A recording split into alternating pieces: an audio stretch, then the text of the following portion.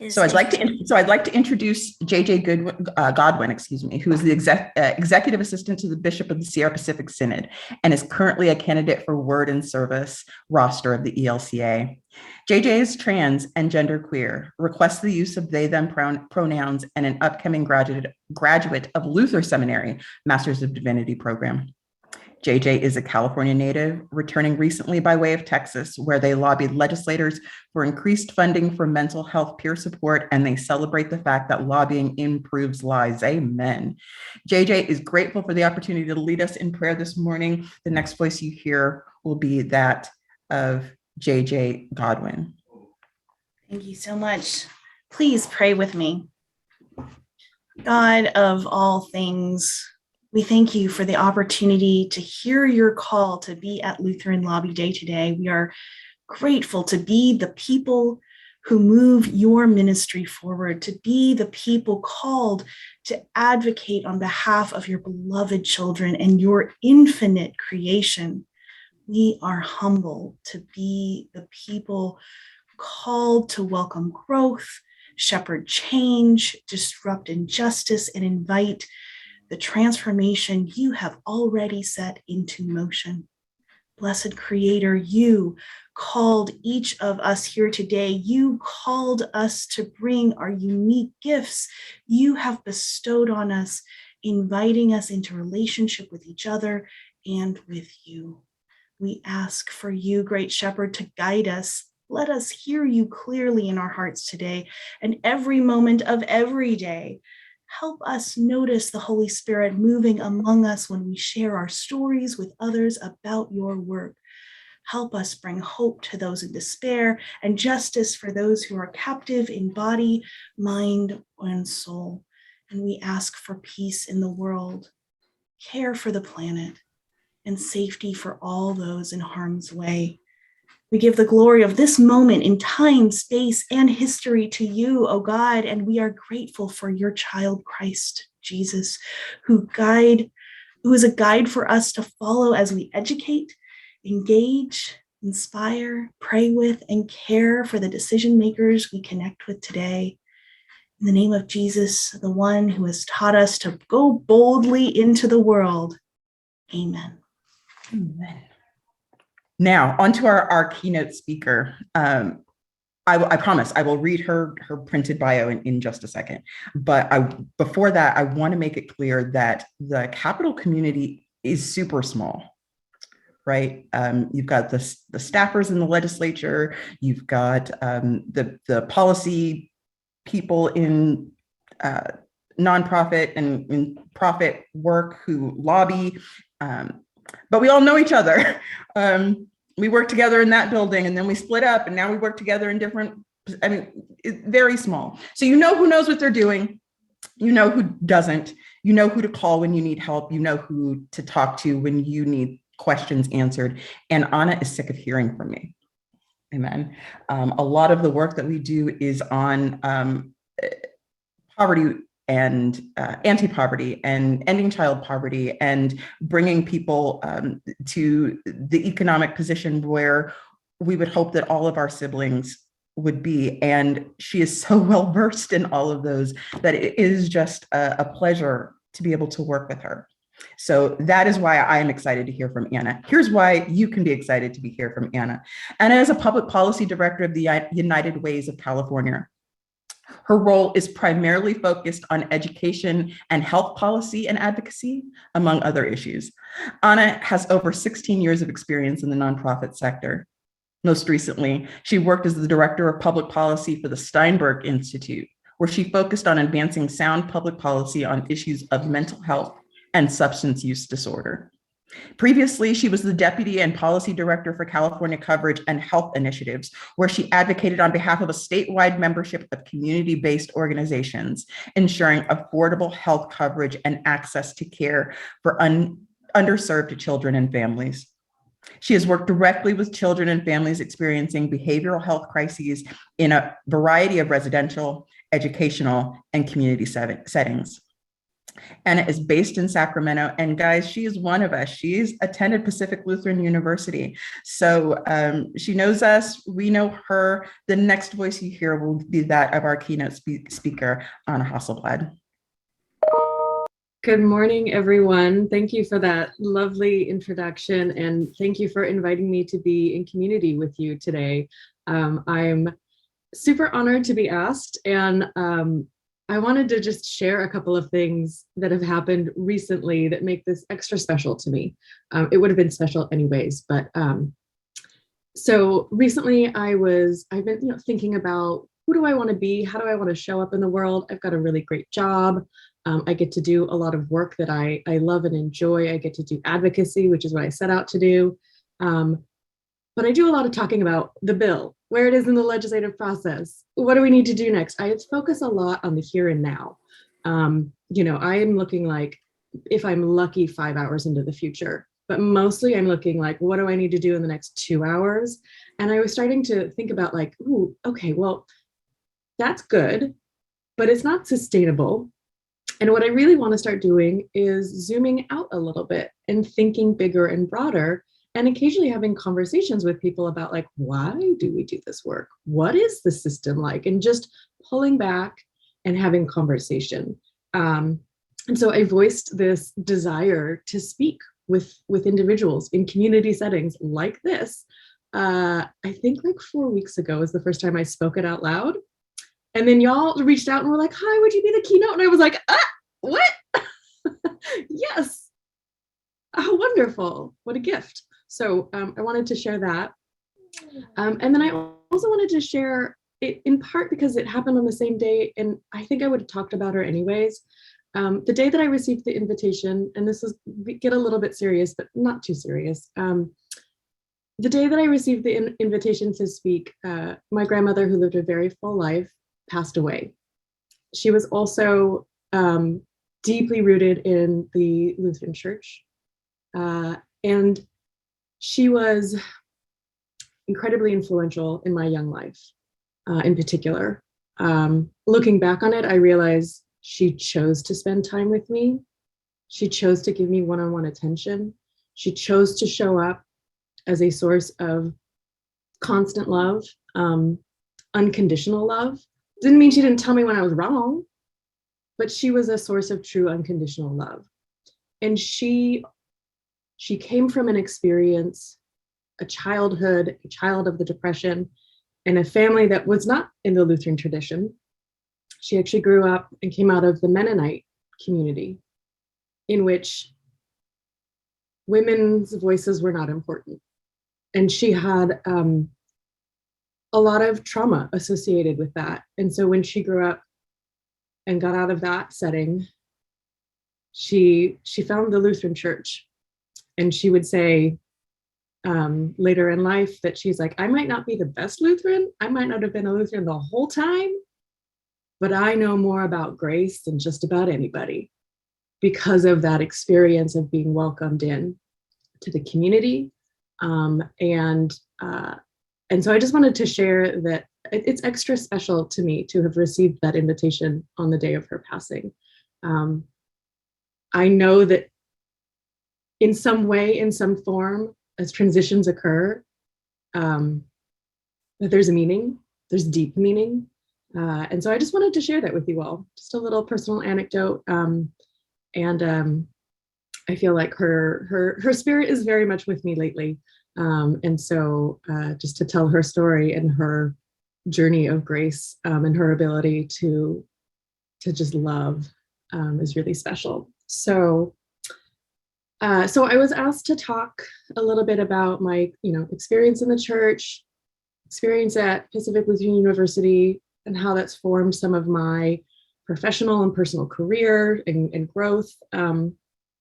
And then I'm going to talk a little bit about my sort of theory of change, like the way that I look at things, the way that I look at what we as individuals can do to impart change to systems. But we'll start early on. So I grew up obviously in the church, and we were one of those families that was like, there were like weeks and maybe even like months where like we were there like 2 to 3 days a week.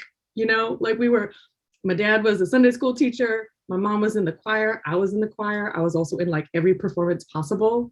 Cause if there was a stage, I was like, can I be on it? Should I sing?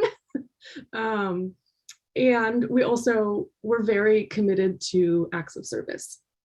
And so, I was there helping, let's be honest, like maybe water the Kool-Aid down more than it should have been, just to make it stretch a little bit further. We all remember those things. And sometimes I was like, oh my God, we're going to church again. Oh, what's a Wednesday night, like 7 p.m. on a Wednesday, and we're going to church again. Oh my God, weren't we just there on Sunday? However, occasionally, maybe begrudgingly, I attended. I always had fun.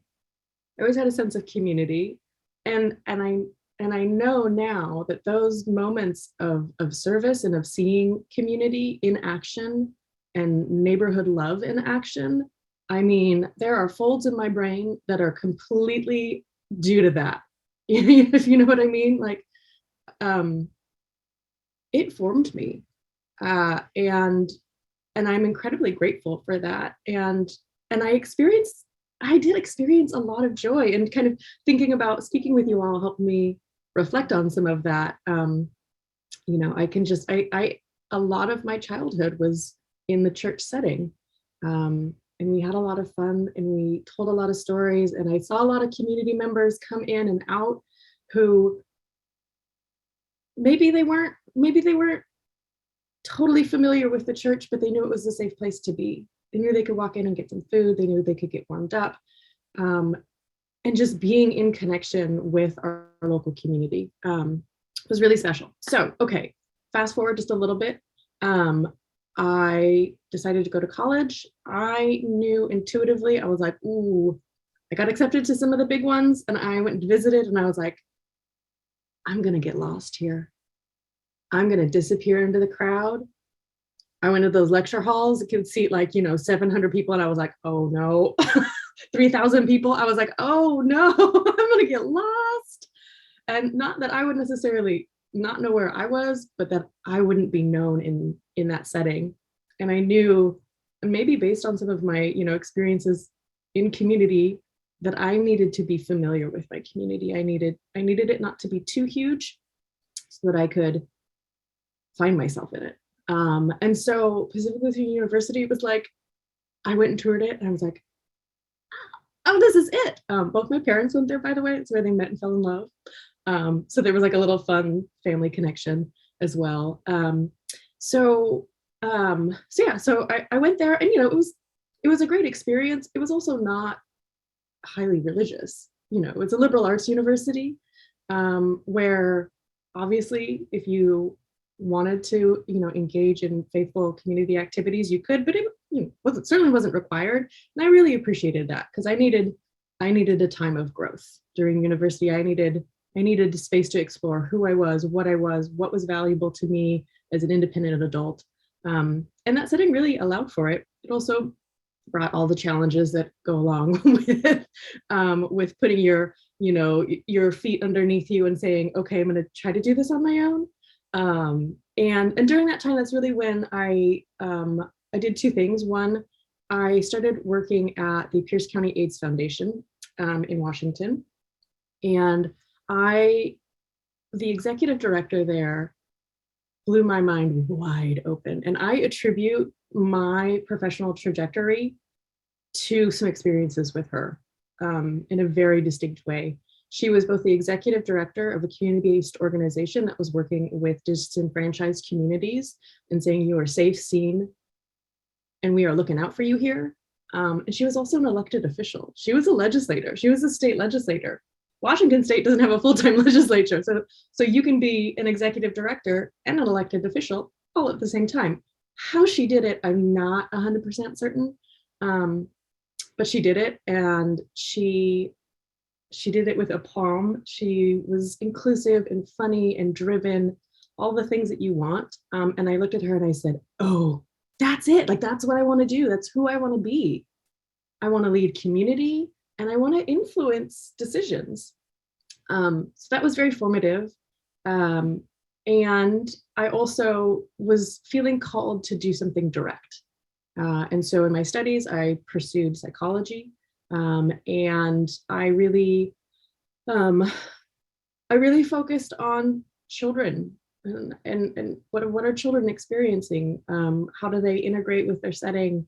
And I started asking questions about why some folks struggle more.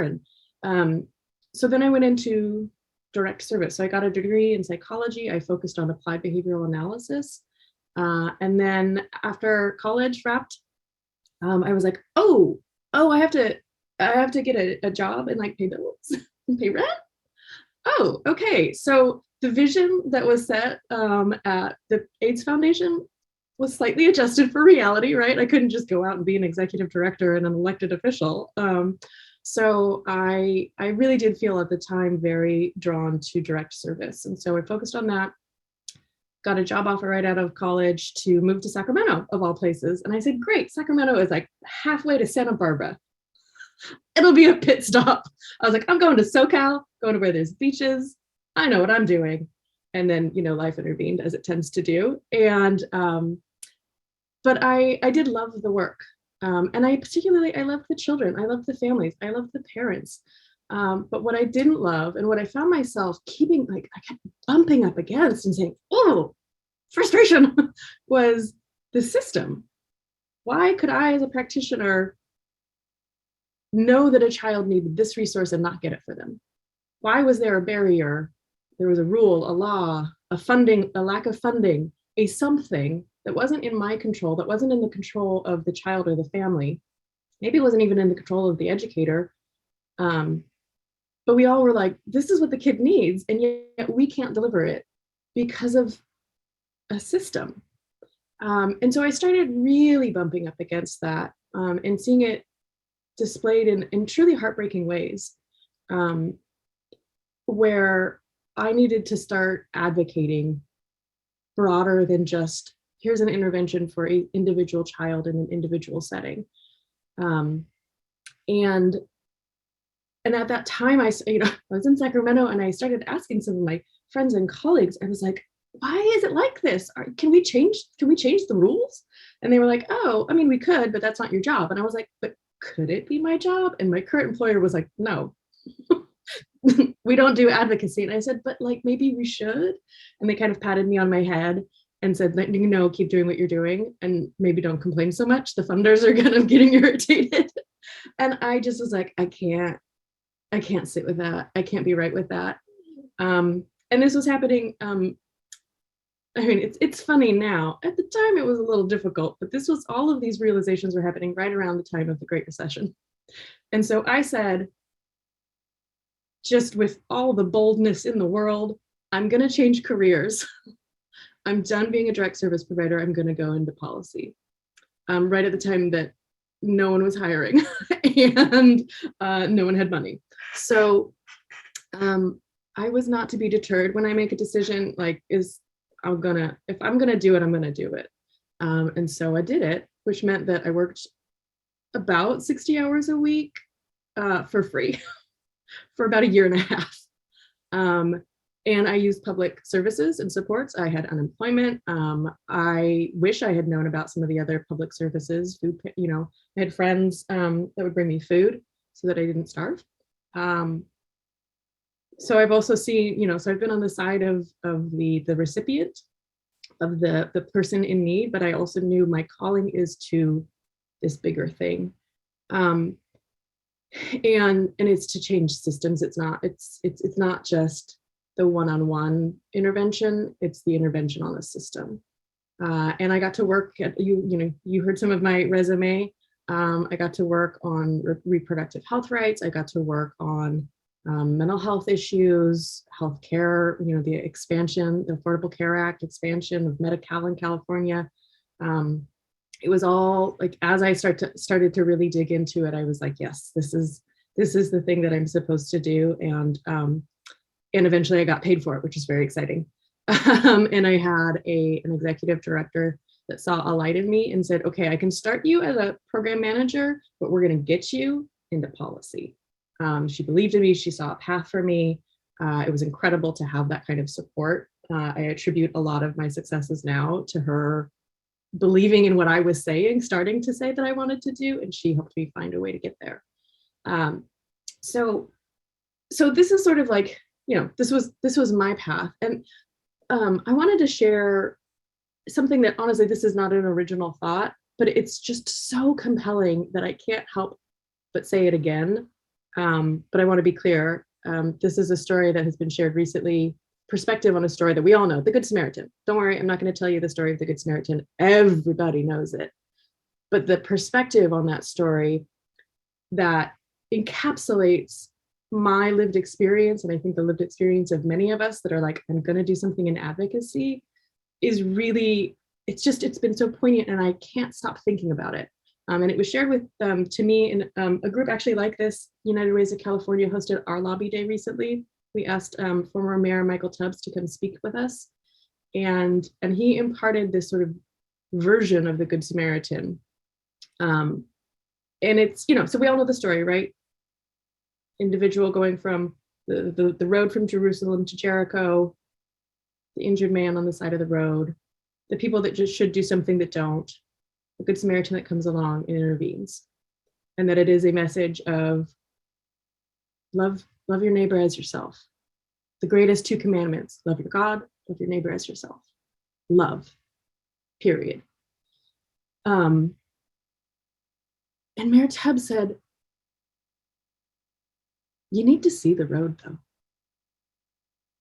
It's narrow, it's steep, it's intensely dangerous. Back in the day, it was set up for marauders, for violence. Why was the road so narrow?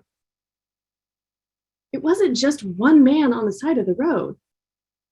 That happened probably all the time. So my one-on-one moment of Good Samaritan is good for that one moment.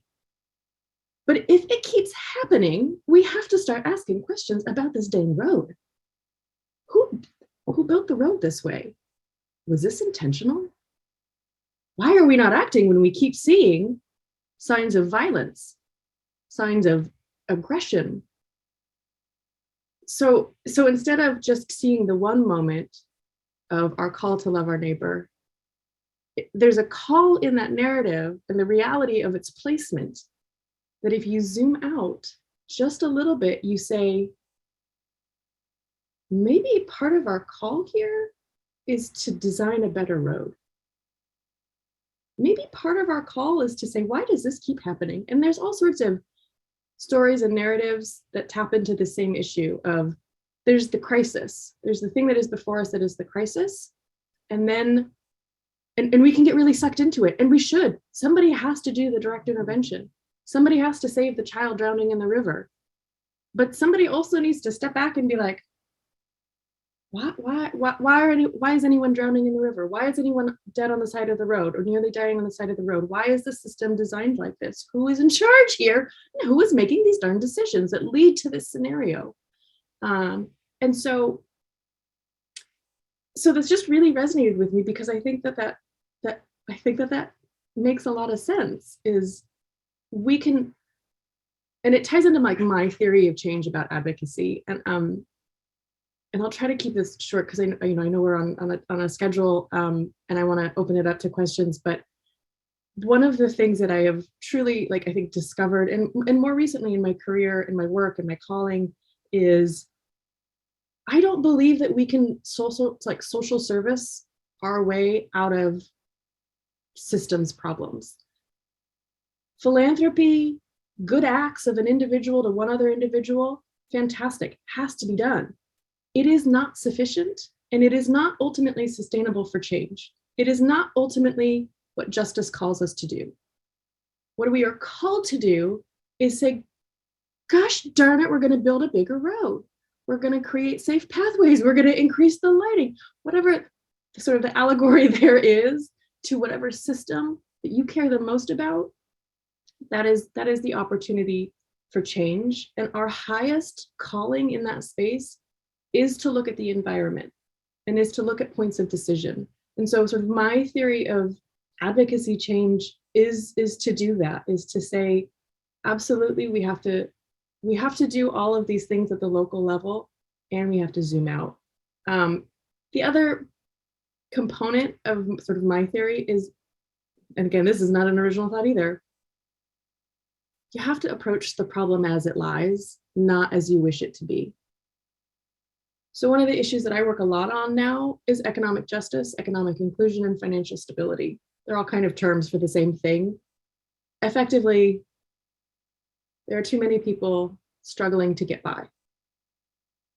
Too many people struggling to make ends meet. A lot of the bills that you all are supporting tie into financial inclusion and economic justice, right? In some way, shape, or form. Healthcare, food, cash into households. And so the problem is that people don't have enough. And the system is not interested in giving them enough. And you know, also like capitalism. I'm not going to change capitalism.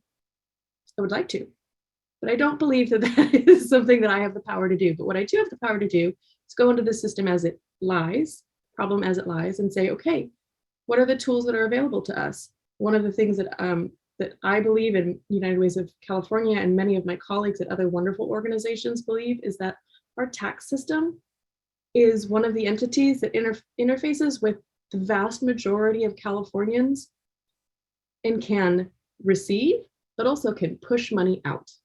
They have the ability to get cash into households, and they have the ability to know who is hurting the most based on how much they make. So the problem is families don't have enough resources. The systems change is let's use the tools that we have, AKA the tax system, to get cash to households.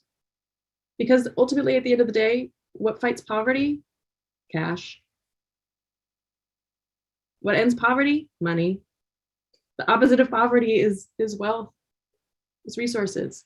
And so that is one of the sort of tenets of the way that I try to approach this work, is to say, okay, we have to zoom out, see who's making decisions, what systems exist, how can we, you know, inform them.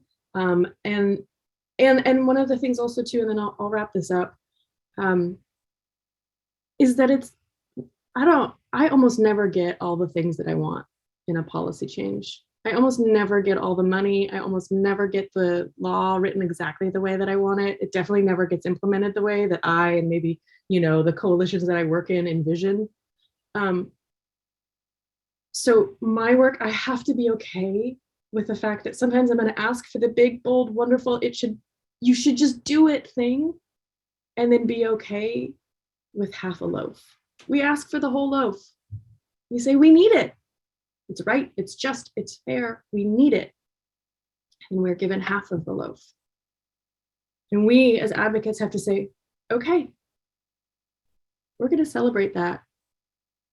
And we know the miracles that can come from half of a loaf, right?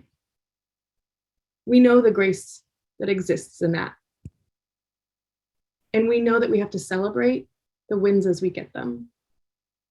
Because if we don't celebrate a little bit of progress, then we'll never believe we can get all of the progress. And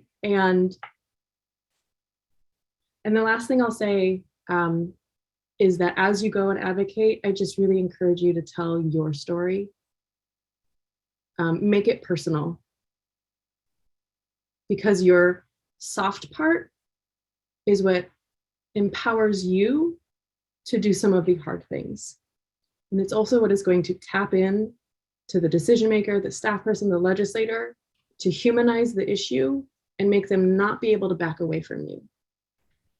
So I just also really encourage you to think about your why, and don't be afraid to ask for what your community needs. Thank you so much. I know we've only got a couple of minutes for questions. I apologize that I went a little bit long, but I get excited about this stuff, y'all. Anna, that was amazing. That was far and above what we asked for, and I'm entirely certain that your grandmother is with us all here in this room and very proud of you. And we're pleased to be a part of that full circle connection. Can we give Anna a round of applause? And if you have questions, please put them in the chat, but I will start off and ask Anna. That was a great overview of where we are as a coalition and what we're about to do. I have a very specific brass tacks looking that short distance into the future that you're good at, right? Yeah. California is sitting on an obscene amount of money right now. Can you get like 2 minutes about what that is and what you think is possible with that money? Like what do you think is possible? Yeah. So yes, California, the wealthy are doing just fine.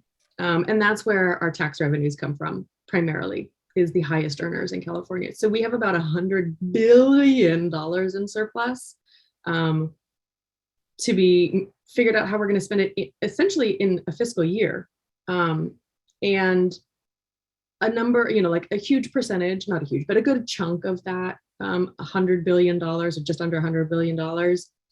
There are constitutional requirements. A good amount of it goes to schools. Another chunk of it has to go to sort of the rainy day fund. A few other obligations exist. But that still leaves like tens of billions of dollars up for investment. There's also some limitations. Because we have so much money, we actually we're triggering a very technical thing called the state appropriations limit. And I'm not going to go into it, but essentially it means that because we have more money, there's a constitutional additional requirement that you can only spend that additional money on certain things. Good thing, some of those things are emergency spending for stuff like schools, community settings, food, and also tax relief and refunds fall into the bucket of this is an acceptable expenditure for the remaining surplus money. And I work with the Cali ATC Coalition, so the Earned Income Tax Credit Coalition, and we're really focused on saying, okay, because tax credits are an acceptable expenditure, we should invest big time in families that we know are struggling right now, and especially families with children who we know are falling back into poverty. Like on our watch, we have the data, it's indisputable. And so that is some short-term work that we think is really, really important. And I know you're going to hear from a couple of really great presenters later on each of those bill priorities. And I just have to say, your bill list is phenomenal. I'm biased, but it's the right one. It's the right list. Thank you. Thank you very much. Are there any other questions for Anna? She's going to be with us for a little while longer. I think you're going to talk to us about one of the bills. And so maybe if there are other questions that occur to you. Regina, we have a question in the chat from Pastor John Haug. Thank you.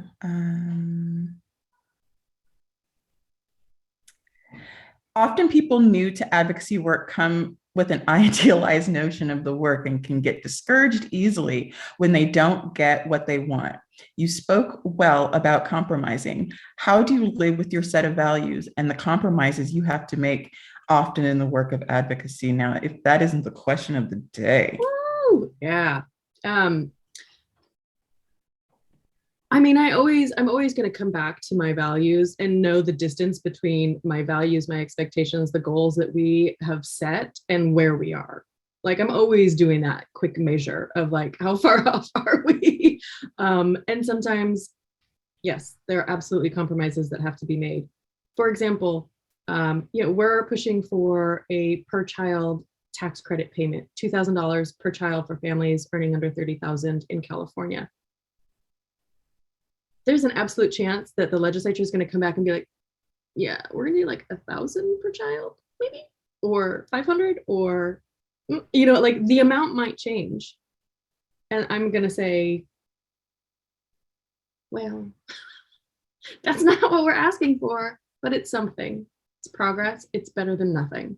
And so so I'm always, right, it's always a measurement in regard to what's the ultimate goal and where are we? And if we're getting closer, I will take those wins and I will celebrate them. And then I will demand more of my decision makers. And I will occasionally, sometimes we got to say when somebody is making a bad decision, and we have to call people out and call them into account too. So, but yeah, it's the constant struggle. I do feel it. But I also feel like I feel like I'm part of progress. I feel like I'm part of justice.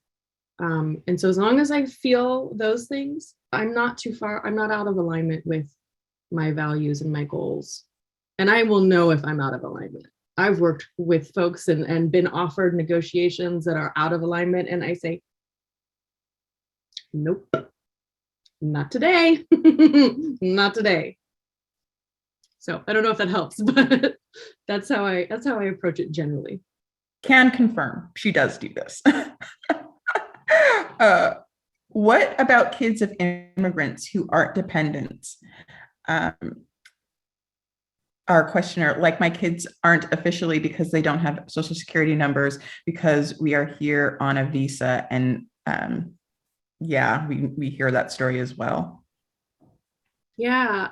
So this is a complex issue, and I've been part of an effort in particular to make sure that tax credits in California are available to immigrant individuals that use a individual tax filer or taxpayer identification number, or an ITIN. But getting an ITIN is not an easy process. Unfortunately, the IRS is super backlogged. So yeah, there are pockets of communities that can't access the resources. Immigrant communities also, aren't eligible for unemployment insurance, a lot of public benefits. There are incredible efforts. I think someone from the California Immigrant Policy Center is going to present to you all later about some of those priorities. These are the narratives that we have to tell our electeds. We have to hold them into account on these things, and make them face what this means for communities, because otherwise they will gloss over it. They will keep these communities invisible. Thank you, Anna. I really want to thank you again. We are at that time limit and we want to be respectful of everybody's time. So again, I want to thank you so much for being with us. The information was great. The community was even better. Please hang out with us. And if you have any questions for Anna, you'll have an opportunity to ask them as we go further into our program.